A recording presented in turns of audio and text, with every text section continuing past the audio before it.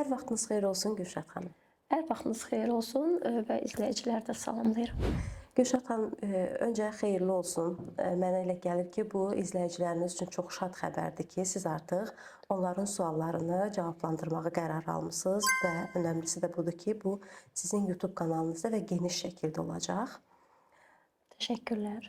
Başlayaq o zaman izləyicilərinizdən gələn 5 sualdan. Suallara başlamamışdan öncə bildirmək istəyirəm ki, mən bütün suallara NLP kvant tərəfindən yanaşmağa çalışacağam və eyni zamanda hipnoz, MDR, reqressiya terapiyaları da burada öz sözlərini deyəcək. Mən çalışacağam bütün sualları sizə olduğu kimi səsləndirim.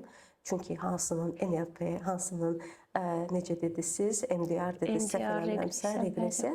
Bunları mən bilmirəm, amma çox maraqlı gəldi mənə. Gəlin öncə deyək ki, NLP nədir?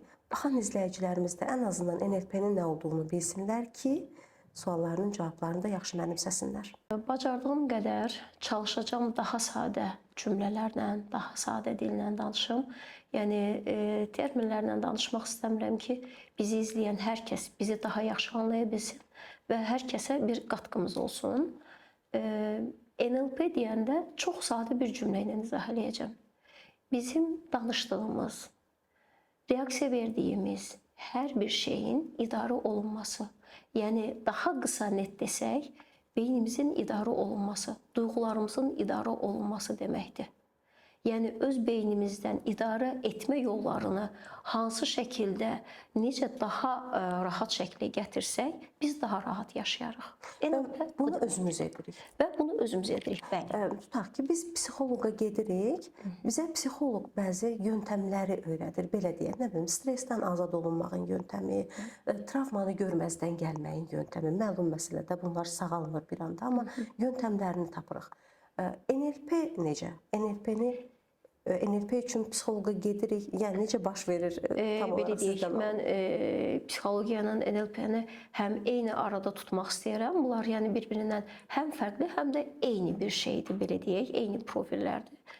Psixologiya seans olaraq bir pasientlə işləniləndə sorğu sualları, yəni pasient öz üzərində işləmir. Psixoloq onun üzərində işləyir və suallar vasitəsilə onun həyatında baş verən problemləri, narahatçılıqları aradan qaldırmağa başlayırıq. Amma NLP-ni öyrənəndən sonra, NLP-ni biz təyin etdikdən sonra ki, bizə nə demək istəyir, NLP bizə özümüzü həyatda daha rahat yaşamağı verir. Yəni, belə izah edeyim, daha rahat şəkildə izah edəyək. Məsələn, hansısa bir hadisələrə biz reaksiyalarımızı veririk. Tutalım bir nəfərin valideyni rəhmətə gedib, bir atası və yaxud da bir qəzada baş verib bu hadisə. 5 nəfərin atası o qəzada dünyasını dəyişibsə, onların evladlarına sual versək ki, sizin atanız rəhmətə gedib, nə hiss edirsiniz? O 5 nəfərdən hərəsindən fərqli bir cavablar almağa başlayacağıq. Biri deyəcək, Allah rəhmət eləsin, neyə bilərəm? Digəri deyəcək, yaxşı ki, rəhmətə getdi, canımı qurtardı. Biri deyəcək, mən atamsız yaşaya bilmərəm. Yəni, oradakı 5 nəfərin, hər kəsin atası eyni şəkildə, eyni qəzada rəhmətə gedib, dünyasını dəyişib, amma evladlarının reaksiyaları fərqlidir. Hamısının ölüm vəziyyəti eynidir, hamısında atadır, amma reaksiyalar fərqlidir. Məsələ budur ki, biz bu reaksiyalarımızı necə daha rahat şəkildə idarə edə bilərik və bundan necə rahat çıxa bilərik? NLP bizə bunları verir. Qısa götürsək, yəni mənim başa düşdüyüm dildə, NLP yaşamağımızı asanlaşdırır. NLP yaşamağımızı asanlaşdırır və NLP bizə gələcəyimizi qurmaqda bir növrəni verir. O zaman hazırda sual göndərənlər çox şanslıdır. Çünki sözün əsl mənasında həqiqətən də bir yol tapacaqlar özlərinə. Mən keçirəm sualımıza. Çox maraqlı bir sualınız var və bu həmişə elə hər yerdə eşidirik. Deyirlər ki, düşüncələrini dəyiş, sözlərini dəyiş, həyatın dəyişəcək. Sual mənə elə o ifadəni xatırlatdı. Bir izləyiciniz yazır ki, sözlər həqiqətənmi həyatımıza təsir edir, hətta həyatımızı dəyişir? Bayaq elə bunlar barədə izah eləmək istəyirdim. İndi sualımız bu yöndə gəldiyi üçün daha rahat şəkildə izah eləyək.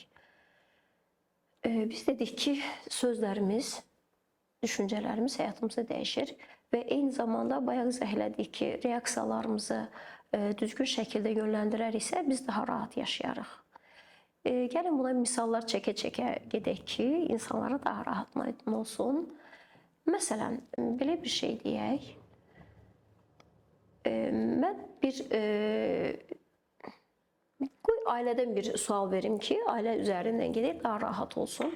Məsələn, bir xanımın həyat yoldaşı evə girir. Evə girir, xanım yemək bişirib və yoldaşına təklif eləyir ki, bu yeməyin dadına bax.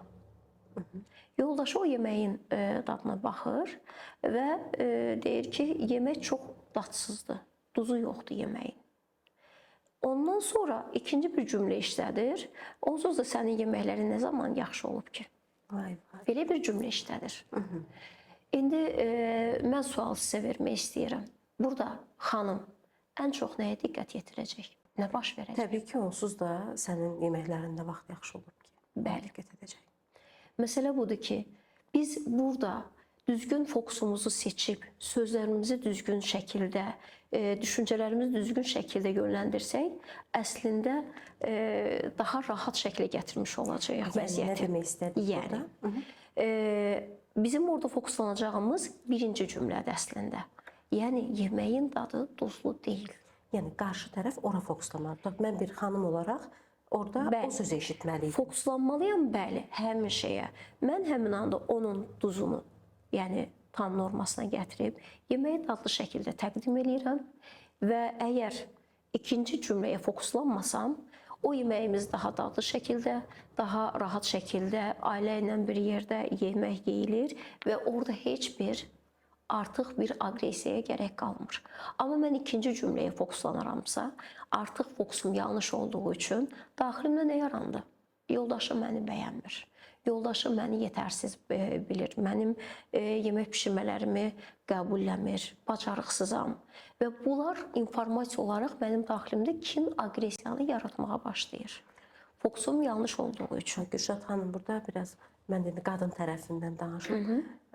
Əslində biz necə fokuslanaq ki, o yaxşı tərəfə?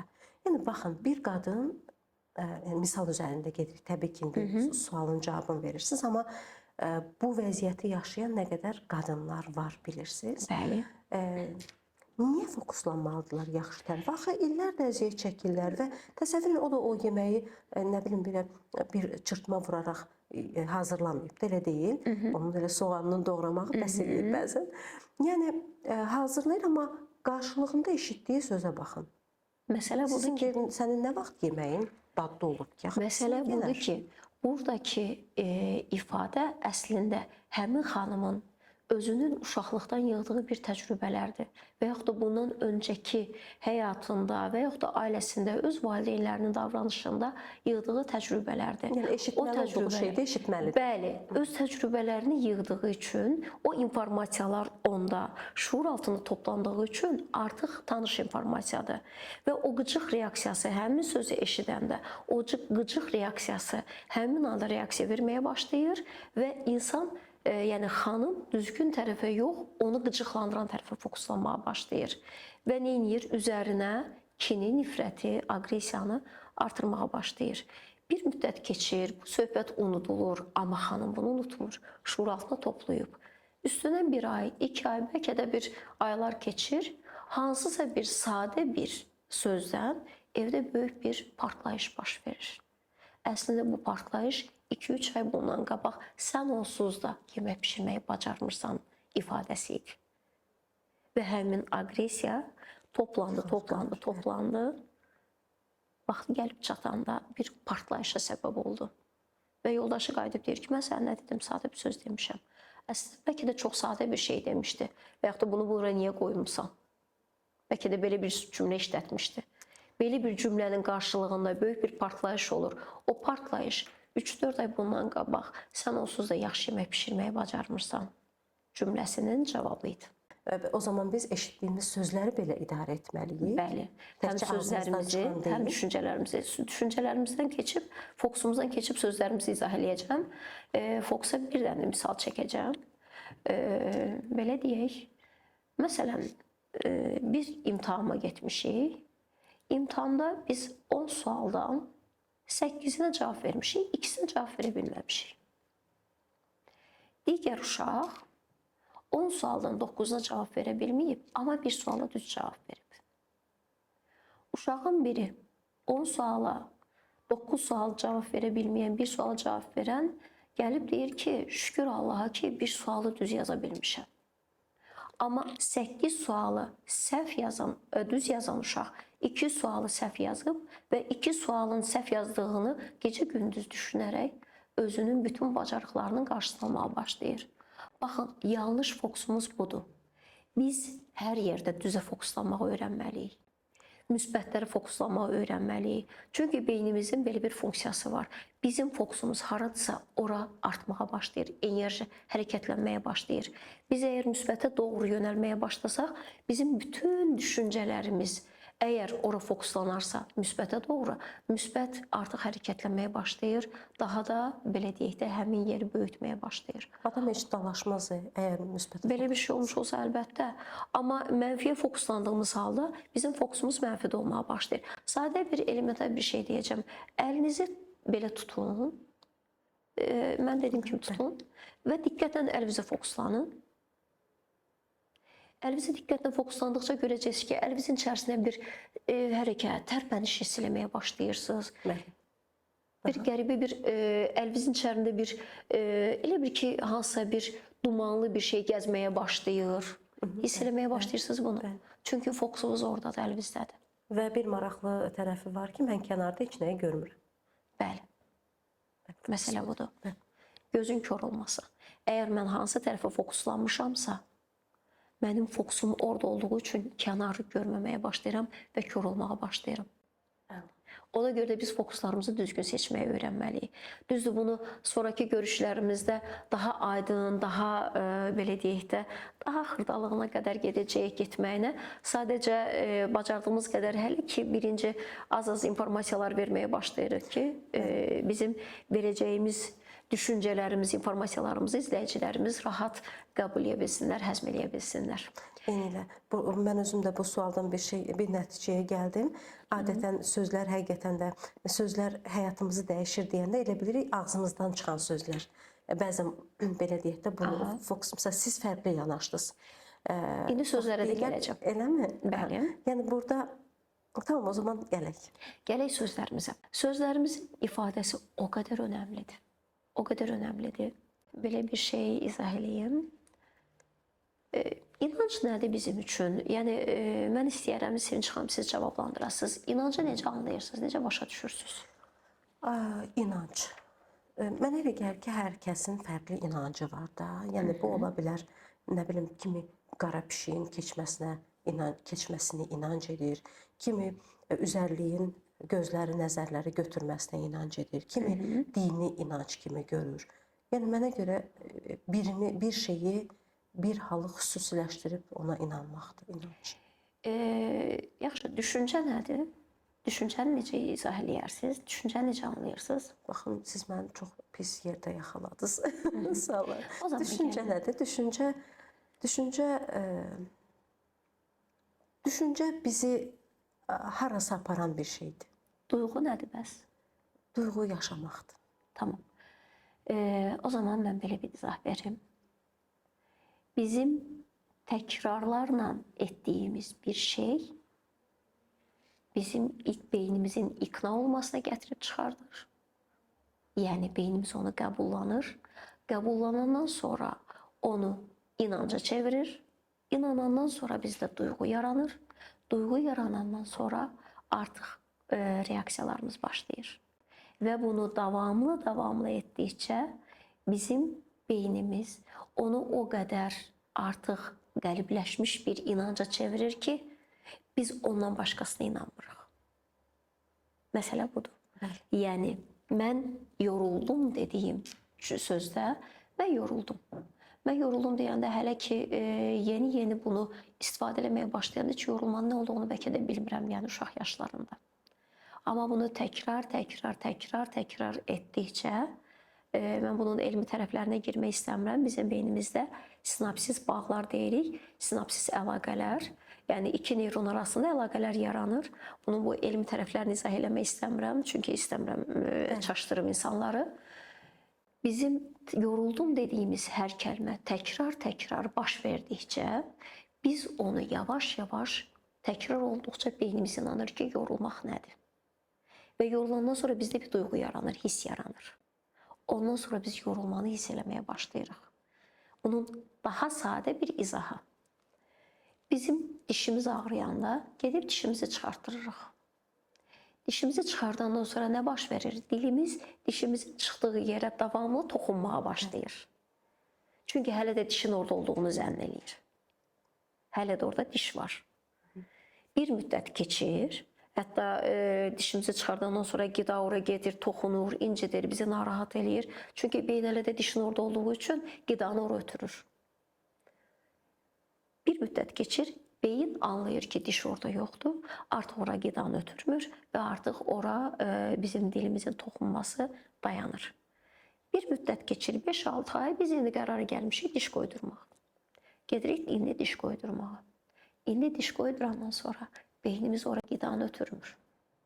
Çünki oranı boş zənn eləyir. Davamlı dil dişə dəyəndən sonra beyin anlayır ki, təkrarlardan sonra mənim orada dişim var, ondan sonra qida ötürməyə başlayır. Məsələ budur. Sözlərimiz ona görə vacibdir ki, biz təkrar etdiyimiz hər davranış, hər sözümüz, hər düşüncəmiz bizim həyatımızı yönləndirir. Bizim gələcəyimizi qurur. Bizim bünövrələrimiz, baxın bu sözlərimizdən, bu düşüncələrimizdən ibarət olur. Bəzən deyirik ki, kimisi alqışı ilə yaranmamışıq ki, qarğışı ilə bizə nəsə olsun. Amma belə baxıram ki, elə orada da həqiqət var. Yəni qarğış özü belə doğru deyil. Doğru deyil. Çünki yanlış ifadələr işlədirik bir-birinizə, insanlar qarğış edirlər. Buna bir başqa tərəfdən yanaşmaq istəyirəm, kvantla yanaşmaq istəyirəm artıq. Belə deyək, biz ilk öncə anlamalıyıq ki, əslində qarşımızda gördüyümüz hər kəs bizim özümüzdən ibarətdir. Yəni bu nə deməkdir? Bunu deyəndə hər kəs biraz başqa cür anlayır ki, necə yəni hər şey qarşımda gördüyüm mən özüməm. Bəli, qarşımda gördüyüm, reaksiya verdiyim, duyğu verdiyim hər bir şey əslində mən özüməm. Yəni mən özüməm deyəndə nə deməkdir bu? Bu mənim şuuraltımın görüntüləridir. Yəni cəmiyyətim məndən ibarətdir. Bütün informasiyalar mənim uşaq yaşımdan 0-7 yaşa qədər sorğulamadan, inkar etmədən topladığım bütün informasiyalar mənim şuuraltıma toplanır və şuuraltımdan yamsınaraq çöldə hadisələr, bütün gördüyüm görüntülər kimi eşitdiyim, gördüyüm, toxunduğum, qoxladığım, daddığım hər bir şey əslində mənim şuur altında toplanan informasiyalardır, yəni mənim təcrübələrimdir. Nə deyir? Baxdığın mənəm, baxdığınız mənəm, gördüyünsən. Gördüyünsən. Gəlin şuur altını bir izah eləyim ki, şuur altı nədir? Çünki kimlərsə bilir, bilməyənlər də daha aydın olsun. Mən gələn görüşlərimizdə lövhə ilə gələcəm. Daha rahat şəkildə, aydın çəkərək izah eləyək. Sadəcə indi qısa bir misal çəkəcəm. Yəqin ki, icebergin görünən hissəsinin nə qədər, neçə faiz olduğunu hər kəs bilir. Iceberg, belə deyək də, görünən hissəsi neçə faizdir? 5%. Amma qalan hissəsi hardadır? 95%-i buz donmuş halda okeanın altında görünür, düzdür? Daha doğrusu görünmür, görünməz haldadır. Məsələ budur ki, bizim 5% olan şuurumuzdur, amma 95% şuur altımızdadır.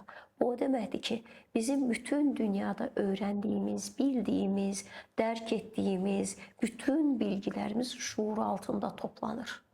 Və şuur altında nələri davamlı olaraq təkrarlayaraq onları aktivləşdiririk. Həmin informasiyalar bizə görüntü halında 5 analizatorımızdan çöldə görünməyə başlayır. 5 analizatorlarımız hansılardır? Görməyimiz, eşitməyimiz, toxunub hiss etməyimiz, qoxlamağımız, bir də tatmağımız. Bu 5 analizatorlarla biz informasiyaları alırıq və o 5 analizatorlarla da informasiyaları biz yenidən şuur altından cəmiyyətimizə gördüyümüz hadisə olaraq, gördüyümüz, eşitdiyimiz hər bir şey olaraq çölə yamsıdırıq. Məsələ budur. Buradan nə çıxır? Cəmiyyətim əslində məndən ibarətdir. Bütün gördüyüm Çevrəm deyək. çevrəm, bütün gördüyüm ətrafım məndən ibarətdir. O zaman biz çox şeyə şikayətlənməyək. Mən zaten indi toxunduğumuz mövzunu gələn bölümlərimizdə belə deyək də açıqlamaq istəyirdim. Amma rast ki sual verirsiniz, bir qısa olaraq orada bir giriş edək. İlk öncə bizim şikayətlənməmiz, bəhanələrimiz, bütün belə deyək də narahat olduğumuz, verdiyimiz reaksiyalarımız əslində hardan qaynaqlanır? Bizdə olan yetərsiz duyğulardan, düzdür? Mən özümü dəyərsiz hiss edirəm. Mən özümü güvənsiz hiss eləyirəm. Kimisə haqlı bilirəm, kimsə haqsız bilirəm. Ədalətlidir, ədalətsizdir. Məsələ buradan qaynaqlanır, düzdür? Yox, mənə aydın deyil, amma siz elə deyirsiniz, elədir, sualımı verəcəm təkrar. Bəlkə gedişatda mən aydın O zaman gəlin bir dənə tamamilə bir başqa bir şeylə mən izah etmək istəyirəm. Mənə zəhmət olmasa bir dənə su, bir stakanda su verin. Baxın, biz dünyaya gələndə əslində tam olaraq dünyaya gəlirik. Yəni, fitrətdən bizim bütün duyğularımız əslində tamdır. Yəni, biz Yaradanın bir parçasıyıq deyəndə biz zaten bütün duyğularımızdan tamıq. Amma insan olduğumuz halda biz yarımçıq varlıqlarıq. Necə yarımçıq varlıqlarıq? Bu dünyaya gəlmişik ki, onları tamamlamağa çalışaq. Və tamamladığımız halda yenə də biz belə deyərdim, insan olmaqdan artıq çıxıb biz nur olan bir işığa bürünməyə başlayırıq. Yəni bizim tamlığımız nədir? Bu stakanın içərisində su tam olsaydı 100% olardı, düzdür? İndi bu stakanın içərisindəki su neçə faizdir? 70%. 70% deyək, 80% və yaxud da 70% deyək. Baxın, bizim bu su hissəmiz, bu hissənin adını qoyaq ədalət. Qalan hissənin adı nədir bəs? Suyumuzun olmayan hissəsi, yəni ədalətin yarımçıq olan hissəsi. Bizim buradakı 20%-imiz ədalətsizlik olaraq çöldə görünməyə başlayır. Yəni, mənim daxilimdə ədalətə inamım aşağı düşdükcə faizi, ədalətsizliklər çöldə, cəmiyyətdə mənə görünməyə başlayır. O hissə azalır. Məndə haqq düşdükcə, yəni mən haqqa inamımı azaltdıqca haqsızlıqlar çöldə tökülməyə başlayır. Niyə? Bizim bədənimiz hər şeyin balansını yaradır.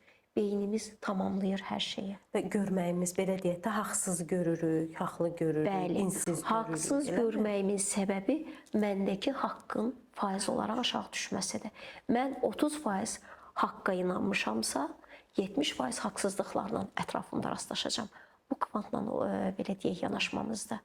Mən ədalətə 20% inanmışamsa, ədalətsizliyin 80%-ni kənarda görməyə başlayacağam. Bunu hardan bilərik? Davamlı cümlələrimiz. Bəs biz tamam belə deyək, inancımız ədalətə tam olaraq inanırıqsa, o zaman ətrafa biz şübhə ilə baxmayacaq. Ədalət bərpa olunacaq. Qarşımıza bu hadisələr çıxmamağa başlayacaq. Çünki bizim beynimizdəki informasiyalar çöldə görünməyə başlayır. Əgər çöldəki informasiyalar bizim şuuraltımızdan gəlirsə, mən ədalətsizliyə davamlı inanmışamsa, deyirəm ki, filan kəslər ədalətsiz insanlardır, zənginlər ədalətsiz insanlardır, ümumiyyətlə hansısa bir öz dövlətindən narazı, ədalətsiz olub düşüncələrdə olan insanlar daima bu ədalətsizliklərlə rastlaşacaqlar. Çünki onlardakı ədalət düşməyə başlayıb aşağı. Yəni mənim daxilimdəki ədalətin faizi 30%-dırsa 70% ədalətsizlik mənim həyatımda olacaq. Bunu mənim anamın, valideynlərimin şəklində görəcəm. Bunu mənim ən rəfiqələrimin, yaxın bildiyim insanlar, qohumlar, tanış-bilişlər, iş kollektivlərində və yaxud da müraciət etdiyim orqanlarda, qurumlarda ədalətsizliklərlə rastlaşacağam. Çünki məndə ədalətin inamı aşağıdır. Özümüzü dəyişməliyik. Bəli, mən ədaləti içərimdə inamını artırdıqca, güvəni artırdıqca, dəyəri artırdıqca mən daha dəyərli olmağa başlayacağam. Çünki məndə 80% dəyər varsa, ətrafımdakı artıq dəyərsizlik 20% düşür. Ona görə Və deyirsiniz bunu ki, qaldırdıqca- qarşınızdakı sizdən ibarətdir. Bəli, mənim daxilimin, şuur altında olan informasiyaların görüntüləridir ətrafımda. Maraqlıdır. Və tam olmaq üçün, 100% olmaq üçün biz ona görə də Allahın yolunu seçib o yolla davam edirik. Yəni Yaradanın yolu dediyimiz yol bu yoldur. Və əgər insanların daha rahat yaşamasını istəyirlərsə, mən sadə bir misal çəkəcəm. Çox sadə. Bunun üçün heç bir elmə ehtiyac yoxdur. Bunun üçün hansısa bir bilgilərə bir ehtiyac qalmır. Sadəcə şikayətləri həyatlarında dayandırsınlar. Bəhanələr həyatlarında dayandırsınlar. Mənfi düşüncələr həyatlarında dayansınlar. Mənfi hiss etmələri, mənfi sözləri həyatlarından çıxartsınlar və baş verən hər bir hadisədə sadəcə səbr etməyi öyrənsinlər. Onda sonucu görəcəklər. Payımı aldım. Misal hara gəlirdi? Çox sadə və heç bir elmə, hansısa bir, yəni burada kimlərsə belə deyək də, təhsilli insanlarımız var, təhsilsiz insanlarımız var, evdar xanımlarımız var, heç bir təhsili məcburiyyət qarşısında ala bilməyən insanlarımız var. Yəni bunun üçün başqa bir şeylərə ehtiyac yoxdur. Sadəcə dillərindəki şikayətləri müşahidə eləsinlər. Nə qədər bacarırlar o şikayətləri azaltsınlar. Nə qədər bəhanələrimiz çox olarsa, əslində bu bizim daxilimizin informasiyalarıdır. Şikayətlər bizim daxilimizin təcrübələrimizdir, informasiyalarımızdır. Bunları azaltdıqca bizim daxilimizdəki dəyər, güvən, ədalət, haqq artmağa başlayır. Mən hər ehtimal növbəti sualı səsləndirim, amma mənə elə gəlir ki, artıq bunun cavabını vermisiniz. Bir izləyicimiz yazır ki, əsəblərimi heç bir şəkildə cilovlaya bilmirəm. Bu nə ilə əlaqədar ola bilər? Zaten biz elə indiki izahlarda, yəni bunların tam izahlarını verdik. Əsəbləri cilovlamaq üçün biz daha dərin mövzular vardı. O mövzulara girməyinə zaten gələn görüşlərimizdə girəcəyik. O mövzuları daha açıq şəkildə izah edəcəyik. Amma əsəbləri cilovlamaq üçün ilk öncə duyğularımızı idarə etməyi bacarmalıyıq. Duyğularımızı idarə etmək üçün ilk öncə düşüncələrimizi, sözlərimizi korreksiya etməyi bacarmalıyıq. Yəni düzgün şəkildə sözlərdən düzgün şəkildə düşüncələri ifadə etməyi bacarmalıyıq. Və bayaq mən bir şey unutdum, onu izah eləmək istəyirdim sözlərimizlə bağlı. Bayaq dedim ki, yoruldum deyəndə biz təkrar bunu işlətdikcə davamlı şəkildə buna inanmağa başlayırıq. Və bir dənə də qısa bir izah verim. Mən yoruldum deyəndə və bunu təkrar etdikcə biz buna inanırıq. İnandıqca da bizdə duyğu yaranır. Onun yəni sözləri hansı şəkildə ifadə etməyimizi izah eləyirdim. Daha aydın izah eləyim. Məsələn, yoruldum və yaxud da bacarmıram misal üçün. Və yaxud da bunlar görürsünüz, hamısı bir mənfi sözlərdir ki, bizdə mənfi duyğular oyadır. Çünki biz buna bir anlam vermişik. Yorulmağın şəkli var, bir görüntüsü var. Bacarmamağın bir görüntüsü var, bir anlamı var. Biz bu sözlərə anlam verdiyimizə görə, biz bu sözü ifadə etdiyimiz anda bizim beyin onu qısa bir samskara deyirlər, zehinizi. Zehinizi onu bir şəkil olaraq götürür, ani saniyədə o şəkli çəkir, görüntüsünü, bacarmamağın görüntüsünü, o anlamın görüntüsünü çəkir və bizim neyronlara ötürür. Və bizim neyronlar həmin informasiyanı görüntü halına, yəni bizə belə deyək, informasiya olaraq şuur altına toxumağa başlayır. Və bunu yaşayırıq. Və bunu yaşamağa başlayırıq. Məsələn, bayaq siz bir söz dediniz, qarğış, hansısa bir insanların ağzından çıxan bir söyüşlər, hansısa bir nalayiq sözlər, bunlar belə ağzımızdan çıxdığı anda biz həmin o ifadələrə bir anlam vermişik. Həmin anlamlar bizim beyində, həmin o beyin izləri, zehin izi dediyimiz izdə öz şəkilləndirmələrini hansı anlamda verdiyimiz üçün, o şəkilləri çəkdiyi üçün bizim həyatımızı həmin şəkilləndirmələrə gətirib çıxardır. Ona görə deyirik ki, efirlərdə, televizorlarda baxdığımız informasiyalara baxın, diqqət yetirin.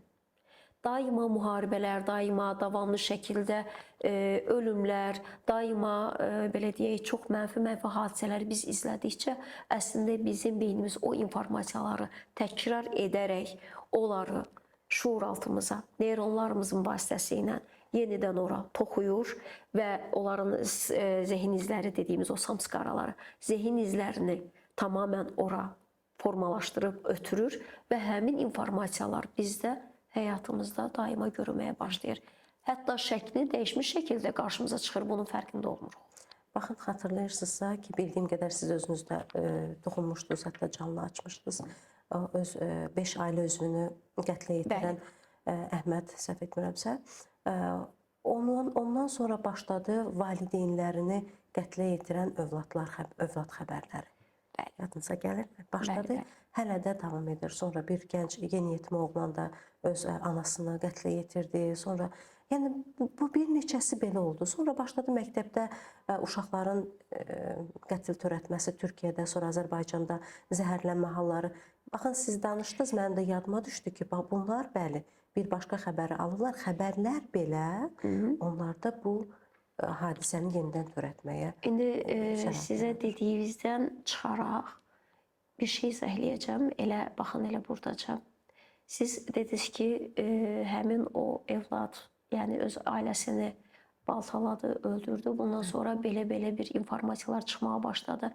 İndi sizə bunu deyəcəm. Bu informasiyalar mənə yaddır. Çünki mən o informasiyanı sadəcə həmin, belə deyək də, Əhmədin ailəsində baş verən məsələ ilə bağladım və bu informasiyaları dayandırdım, dondurdum. Amma siz dondurmadığınız üçün, bu informasiyaları davamlı izlədiyiniz üçün davamlı qarşınıza çıxmağa başlayıb. Və siz bu informasiyalarda məlumatlısınız. Amma mən o informasiyalarda məlumatlı deyiləm. Səbəb odur ki, mən bu informasiyaları mənim şuuraltıma yeriməməsi üçün Əhmədin ailəsində baş verən məsələ ilə dayandırdım.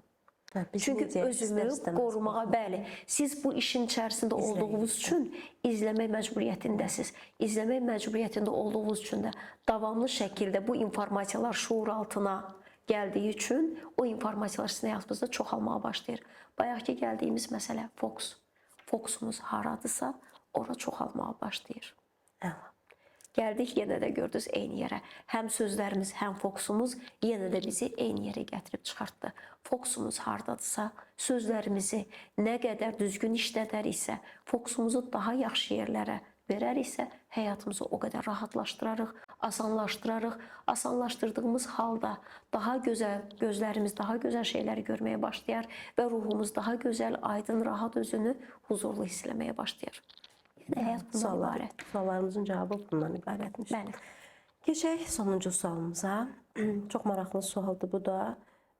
Maraqlı dediyim odur ki, yəni burada bir izahlar var ki, Gülşad xanım, sizin tərəfinizdən bilirəm ki, çox faydalanacaq izləyicilər.